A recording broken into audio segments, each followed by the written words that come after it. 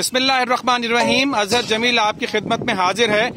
आप देख सकते हैं कि इस वक्त हम मौजूद हैं अल खिदमत फाउंडेशन झुड्डो के किचन में, जो 31 अगस्त से शुरू किया गया था और लमसम 1 महीना होने को आया है। ये किचन जो है अब भी चल रहा है। पहले हमने इसका आगाज किया था, 20 देगें दोपहर में पक रही थी और 20 देगें रात को पक रही थी। 1000 लोग दिन में खाना खा रहे थे और 1000 लोग जो है वो रात को उन्हें खाना फराहम किया जा रहा था। ये किचन में खाना पकाने का सिलसिला जो है वो अब भी जारी है। ये खाना यहाँ पर तैयार किया गया है और ये किया जा रहा है शाम के वक्त के लिए, आप देख सकते हैं। और ये यहाँ पे मुर्गी साफ हो रही है, ये चावल भिगोए गए हैं और ये किचन का एक हल्का सा मंजर है।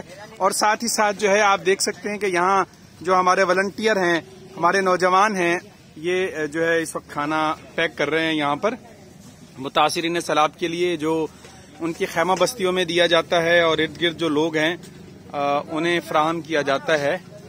अल्लाह ताला इन सबको जो है वो जज़ाए खैर दे। और ये हमारे जो बॉक्स हैं ये पैक किए हुए पड़े हैं। तो ये अल्हम्दुलिल्लाह खिदमत का सिलसिला 1 माह से ज्यादा हो गया है, ये जारी है।